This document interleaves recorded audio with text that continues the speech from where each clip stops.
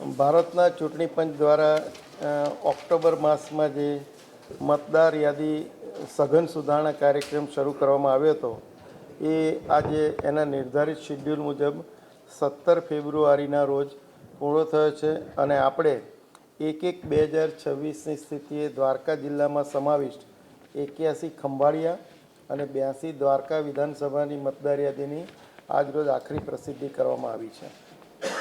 આ આખરી પ્રસિદ્ધિ થયેલ યાદી મુજબ ખંભાળિયામાં 2,80,227 મતદારો અને દ્વારકામાં 2,61,826 મળી અને જિલ્લામાં કુલ 5,42,053 મતદારોની નામ સાથેની મતદાર યાદી પૂર્ણ થઈ છે।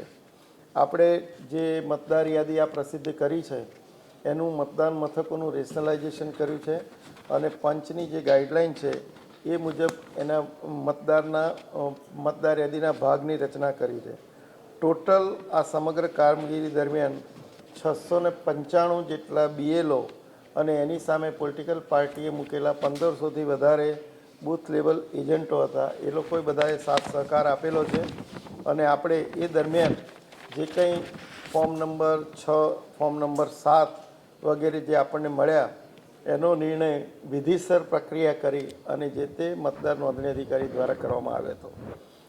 સૌના સાથ સહકારથી અને સૌની સહભાગીદારીથી આજે આપણે મતદાર યાદીનું કામ અહીંયા સંપૂર્ણ થયેલું છે। આ સમગ્ર પ્રક્રિયામાં ટોટલ બંને વિધાનસભાના થઈ અને 8,818 નામોનો ઉમેરો થયો અને એવી જ રીતે 4,412 નામોનું ડેલિશન થયું છે।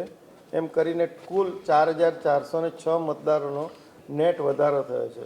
સમગ્ર રાજ્યની અંદરનો જે આ વધારો જે છે એની સામે આપણે 0.82% મતદાર યાદીમાં ફેરફાર થયેલો છે, વધારો થયેલો છે।